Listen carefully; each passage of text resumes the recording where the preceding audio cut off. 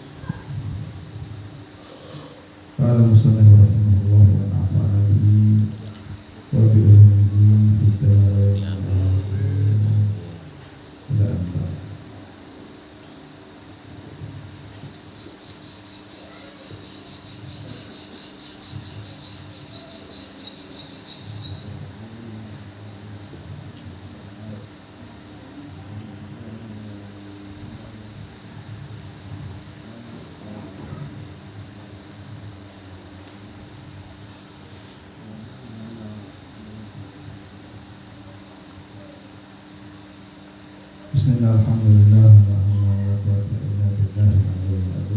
Rabbi shrah li sadri wa yassir li amri wahlul 'uqdatam min lisani yafqahu qawli. Bismillahirrahmanirrahim. Wassalatu wassalamu ala rasulillah sallallahu alaihi wasallam. Wala haula wala quwwata illa billah. Alhamdulillah, kita masih berdoa Allah Subhanahu wa taala untuk bersama-sama bersalawat, berzikir di malam yang mulia ini berkat taufik dan hidayah dari Allah Subhanahu wa taala, sehingga kita bisa berkumpul pada malam hari ini dalam keadaan sehat wal afiat, dalam keadaan beriman, dalam keadaan Islam. Mudah-mudahan sama halnya kita diambil oleh Allah Subhanahu wa taala, kita kembali kepada Allah Subhanahu wa taala dalam keadaan Islam dan iman, dalam keadaan mengikuti apa yang diberitakan oleh Allah Subhanahu wa taala dan menjauhi apa yang dilarang Allah Subhanahu wa taala. Kajian pada saat ini kita melanjutkan daripada sumpahnya Allah Subhanahu wa taala atas jiwa Nabi kita Muhammad sallallahu alaihi wasallam. Allah Subhanahu wa taala berfirman, la amruka innahum la fi syakratihim ya'mahun. La amruka, dan demi jiwa Nabi kita Muhammad sallallahu alaihi wasallam Allah bersumpah.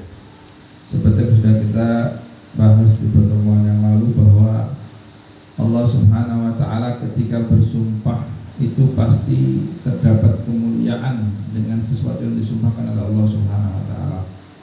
Dikatakan oleh Imam Az-Zarkashi dan Imam Suyuti juga mengatakan hal yang sama di dalam kitab Al-Itqan fi Ulumul Quran, bahwa dua aspek yang tidak lepas daripada sumpahnya Allah Subhanahu wa taala ketika bersumpah pada satu hal, yaitu berisikan tentang keagungan dan kemanfaatan. Apabila tidak ada keduanya itu, maka tidak akan bersumpah Allah Subhanahu wa taala dengan sesuatu itu. Pasti ketika Allah bersumpah dengan sesuatu, maka sesuatu itu memiliki keagungan, kemuliaan dan kemanfaatan. Langkah dilanjutkan daripada pendapat Sayyidina Abdullah bin Abbas, Qala Ibnu Abbas radhiyallahu anhuma, ma khalaqallahu ta'ala wa ma dara'a wa ma bara'a nafsan akrama alaihi min Muhammadin sallallahu alaihi wasallam. Wa ma sami'tu Allah ta'ala aksara bihayati ahadin khairih sallallahu alaihi wa alihi wasallam. Sayyidina Abdullah bin Abbas, beliau mengatakan bahwa Allah Subhanahu wa ta'ala tidak menciptakan atau tidak mengadakan, tidak menjadikan daripada jiwa yang lebih mulia daripada jiwa Nabi kita Muhammad sallallahu alaihi wasallam. Akramu alaihi Muhammad sallallahu alaihi wasallam. Tidak ada jiwa yang lebih mulia daripada jiwanya Nabi Muhammad sallallahu alaihi wasallam. Maka dengan itu sumpah ini Allah sematkan kepada sesuatu yang mulia. Maka jiwa Nabi Muhammad SAW adalah jiwa yang paling mulia. Akramu alaihi. Tidak ada yang mulia daripada jiwa Nabi Muhammad SAW.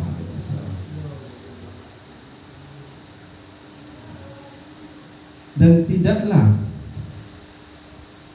pernah aku mendengar Allah Subhanahu wa ta'ala bersumpah dengan jiwa selain jiwanya Nabi Muhammad sallallahu alaihi wasallam.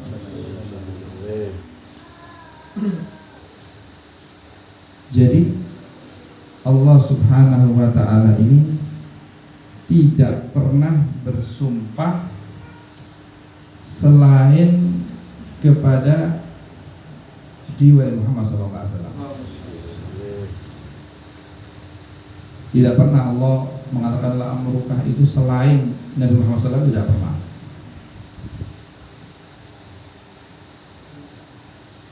Dan memang jiwa yang paling mulia itu adalah jiwa Nabi Muhammad SAW.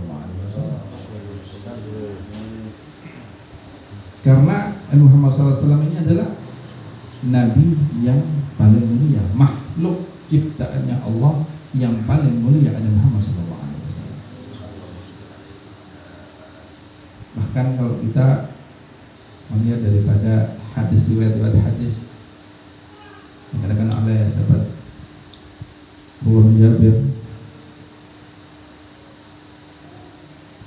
ketika Nabi SAW mengatakan bahwa tidak ada innallaha khalaqa qabla al-asya'i nuran nabiyina Muhammad sallallahu alaihi wasallam, bahwa tidak ada apapun yang Allah ciptakan, yang Allah ciptakan daripada semua yang ada di dunia ini maupun di surganya Allah SWT. Semua yang Allah ciptakan ini terlebih dahulu Allah ciptakan oleh Muhammad SAW. Inna Allah awlasya nurah Nabi Muhammad SAW. Dan tidak ada yang lebih mulia daripada nurnya Muhammad SAW. Nurun fawqah, cahaya di atas cahaya. Tidak ada yang lebih mulia daripada Nabi Muhammad SAW. Maka sahabat mengatakan tidak pernah Allah bersumpah kepada jiwa selain jiwa Muhammad SAW. Karena beliau akramallahu yang paling mulia ciptaan Allah Subhanahu wa ta'ala. Maka segala sesuatu yang berhubungan dengan sesuatu yang mulia itu maka akan menjadi mulia. Segala sesuatu yang berhubungan dengan sesuatu yang mulia, maka sesuatu itu akan menjadi mulia. Jiwa Nabi Muhammad menjadi jiwa yang mulia. Jasad Nabi Muhammad menjadi jasad yang paling mulia. Kulit Nabi Muhammad menjadi kulit yang paling mulia. Bahkan sahabat Anas bin Malik meriwayatkan sesuatu yang pernah dipegang oleh Nabi Muhammad SAW, maka api pun tidak mampu memakannya.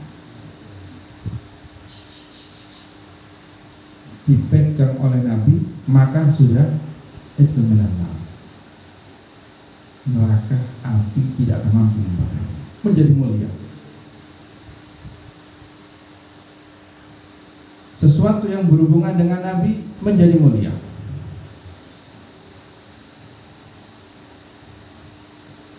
Sahabatnya Nabi, karena berhubungan dengan Nabi, maka menjadi mulia. Sahabat. Tetangganya Nabi, saudaranya Nabi, berhubungan dengan Nabi menjadi mulia. Istri-istri Nabi berhubungan dengan Nabi menjadi mulia. Maka semua yang berhubungan dengan Nabi Muhammad SAW menjadi mulia. Bahkan sandal yang diletakkan di bawah, yang diinjak di bawah telapak kaki, yang berada di tanah menjadi mulia karena diinjak oleh Nabi Muhammad SAW.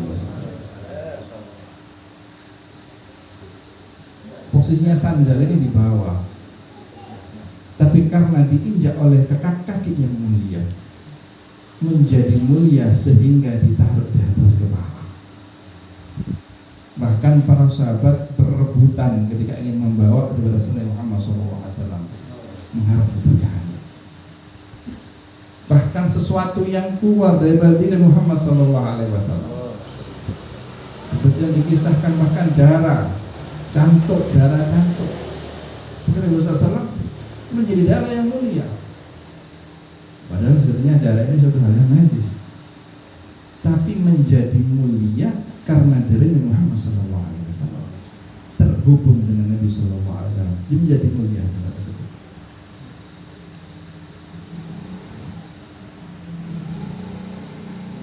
Maka sama halnya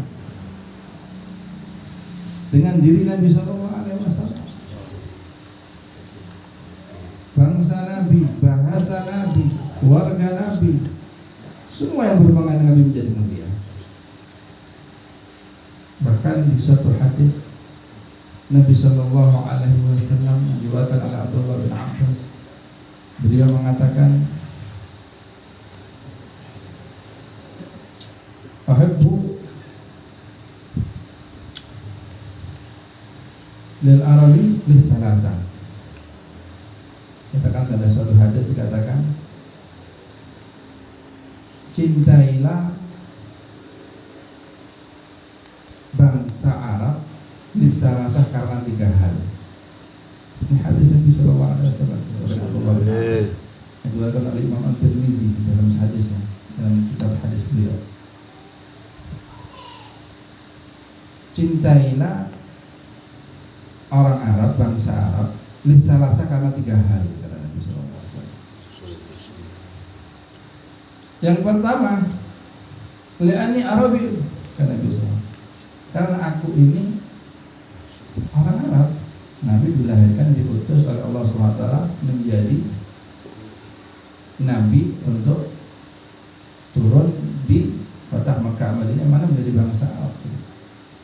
Nabi besarnya dari Bani Israel, Muhammad SAW diutus menjadi bangsa. Yang kedua, Nabi SAW mengatakan, Wal Qur'anul Arabi, Wal Qur'anul Arabi, dan Al-Quran, kitab suci yang kita imani bersama ini juga berbahasa Arab, sehingga menjadi mulia. Wa kalamun ahlul jannah Arabi, dan perkataan atau bahasa penduduk surga juga dengan bahasa Arab, sehingga menjadi mulia. Bukan karena Arabnya, tapi karena berhubungan dengan Nabi Sallallahu Alaihi Wasallam.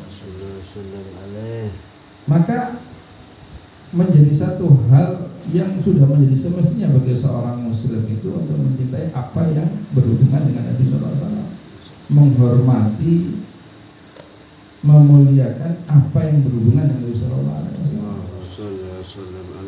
Karena itu merupakan perintah dari Nabi Shallallahu Alaihi Wasallam. Maka kalau kita lihat di zaman-zaman sekarang ini daripada orang-orang yang musuh-musuhnya Allah Subhanahu Wa Taala, orang-orang yang tidak beriman kepada Allah Subhanahu Wa Taala, membuat segala macam cara dengan berbagai macam cara menyisahkan antara sesuatu yang berhubungan dengan Nabi ini dengan umatnya. Sehingga banyak kita ketahui sekarang, terkadang bahasa Arab itu sudah kurang begitu populer di kalangan Muslim sendiri. Di kalangan orang Islam sendiri sudah kurang begitu hal yang membanggakan. Kadang orang lebih bangga dengan sesuatu hal yang berbau ke barat-baratan. Oh, itu menjadikan satu setel yang luar biasa, yang bagus. Sesuatu yang berhubungan dengan bahasa Arab malah dikatakan kurang keren ini, kurang. Ini memang berusaha daripada manusia Allah untuk menjauhkan daripada agamanya, daripada sesuatu yang tidak Nabi SAW. Karena apa? Karena kita bisa memahami Al-Quran dan memahami sunnah-sunnahnya Nabi SAW itu ya dengan bahasa Arab. Karena bahasa Al-Quran, bahasa hadis yang disampaikan Nabi dengan bahasa Arab. Nabi berbicara juga dengan bahasa Arab. Sesuatu yang berhubungan dengan Nabi menjadi mulia semuanya. Maka kita wajib menghormati itu. Apalagi daripada yang berhubungan darah dengan Nabi Muhammad SAW.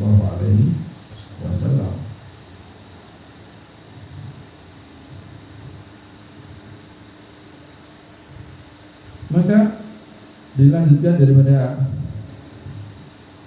perkataan Al-Imam Waqala Abu Jauza juga mengatakan hal yang hampir senada. Bahwa Abu Jauza mengatakan ma aqsamallahu ta'ala bihayati ahadin ghairi Muhammad sallallahu alaihi wasallam li'annahu akramul bariyati indahu.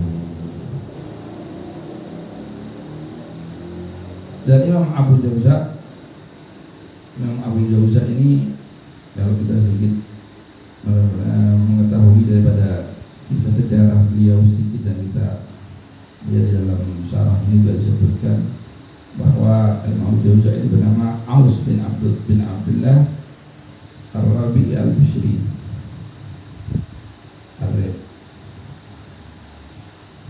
Ar-Ri'i Al-Bishri.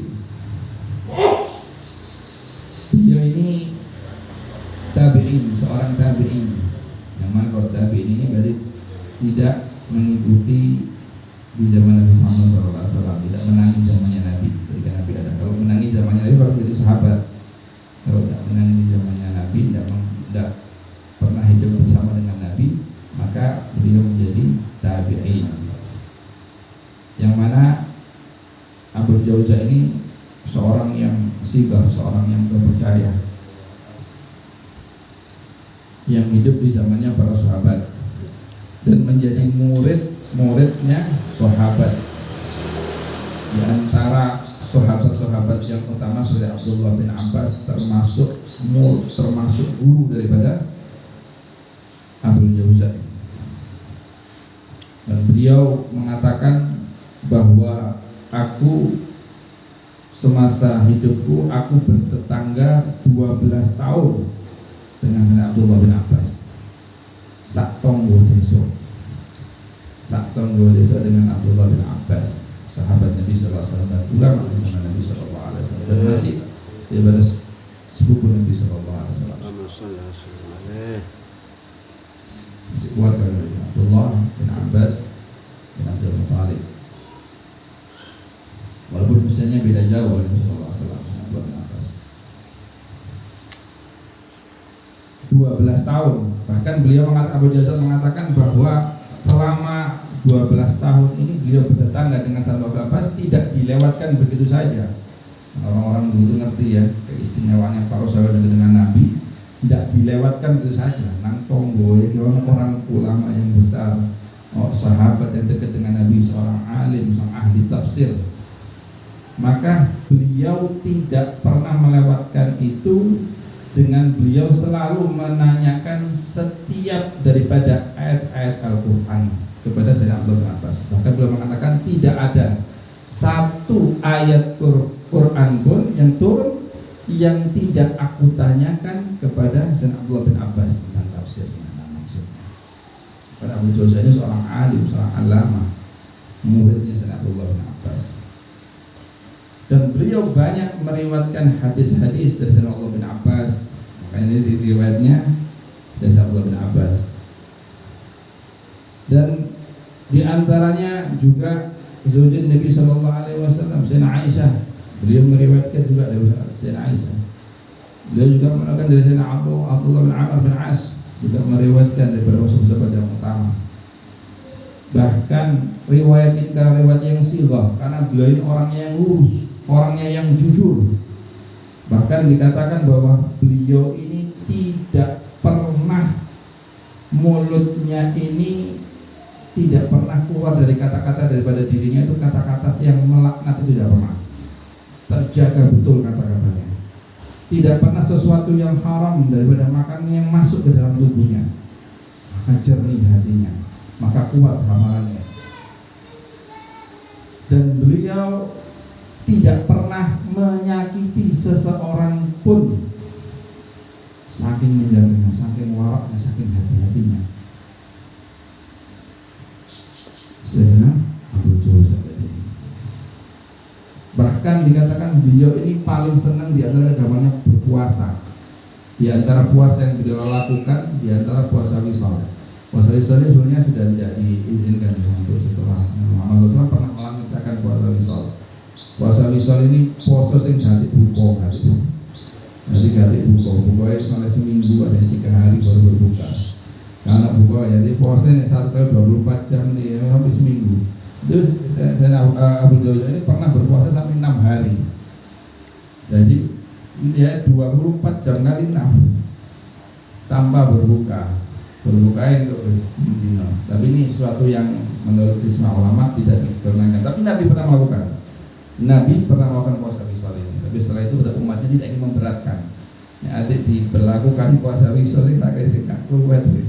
Adik saya khawatir nanti terganggu kesehatan. Tapi Abu Jauza melaksanakan dan beliau tidak terganggu sama sekali kekuatannya. Tenaganya tidak terganggu. Orangnya sangat istimewa. Bahkan ketika masih dalam proses setelah berpuasa itu pernah memegang seorang pemuda ketika di jalan itu, dipegangnya gak kuat tangannya sing namanya, kayak dipotos cross sampai tulang itu pengen patah karena pegangannya saking kuatnya kelani. Padahal beliau berpuasa 6 hari puasa wisal yang nggak hati buka.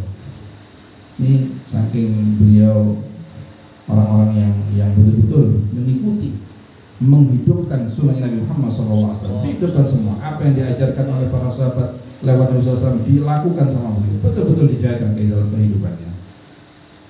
Bahkan diriwayatkan beliau ini seorang yang tidak pernah tidak pernah membuang daripada waktunya untuk hal-hal yang sia-sia. Digunakan waktunya untuk hal-hal yang memberikan manfaat. Bahkan diceritakan bahkan nongkrong, saya di bangsa ini nongkrong ya, ngafe atau ngopi ya, tidak pernah beliau duduk di warung atau diam-diam diri yang tidak ada memberikan hasil waktu yang tidak manfaat, itu tidak pernah beliau melakukan itu. Bahkan beliau mengatakan, daripada aku harus duduk dengan seorang pengekor maksiat, artinya orang pengekor hawa nafsu yang mengikuti hawa nafsu, daripada aku duduk dengan mereka, mendingan aku duduk dengan babi. Saking menjaganya. Karena apa? Kalau berteman itu kan seseorang itu kan tergantung pada temannya ya. Teman duduknya itu akan berpengaruh pada dia. Sehingga beliau menjaga itu, jangan sampai beliau duduk dengan teman yang mengikuti hawa nafsu, yang jauh daripada jalannya Allah Subhanahu wa taala. Dijaga betul dirinya. Sehingga beliau tidak memilih untuk menjauh dari itu dalam ketaatan kepada Allah Subhanahu wa taala. Sehingga orang yang bisa dipercaya. Maka banyak dari para perawi hadis yang menjadikan sanad hadis melalui beliau menjadi hadis yang sahih. Di antaranya di dalam Kutubus Sittah. Kutubus Sittah ini hadis yang sahih yang diakui mujma' para ulama hadisin mengatakan bahwa dalam Kutubus Sittah ini hadis-hadis yang sahih. Di antara hadis Sahih Bukhari, Sahih Muslim, Abu Dawud, Tirmizi, An-Nasai, Ibnu Majah. Ini dalam beberapa hadis ini. Dan beliau meriwayatkan ya, hampir semua kitab ini ada riwayat daripada beliau. Karena sih orang dipercaya Abu Dawud ini. Luar biasa, mudah-mudahan kita bisa mengikuti daripada para tabi'in, mengamalkan ilmunya, mendapatkan ilmu dan diamalkan ilmunya, sehingga menjadi orang yang istimewa oleh Allah Subhanahu wa Ta'ala. Dan beliau mengatakan, ma'aksamallahu ta'ala bihadi ahadin khairi Muhammad sallallahu alaihi wasallam. Tidak pernah Allah bersumpah dengan jiwa ahadin khairi Muhammad sallallahu alaihi wasallam, dengan jiwa selain daripada jiwa Muhammad sallallahu alaihi wasallam, li'annahu akramul bariyah indahu, dikarenakan Nabi Muhammad sallallahu alaihi wasallam ini adalah paling mulianya ciptaannya di sisi Allah Subhanahu wa Ta'ala. Karena Muhammad sallallahu alaihi wasallam adalah manusia ciptaan Allah yang paling mulia, sehingga tidak pernah Allah mensetarakan dengan yang selainnya. Maka sumpah ini, la'amruka ini hanya dikhususkan kepada Muhammad SAW, dan Allah tidak pernah bersumpah kepada jiwa selain Muhammad SAW, menunjukkan bahwa tidak ada makhluk ciptaannya Allah yang lebih mulia daripada Muhammad SAW.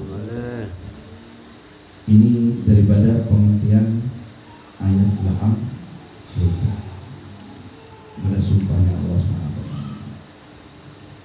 Adapun riwayat yang lain kalau kita bahas lagi ini masih ada.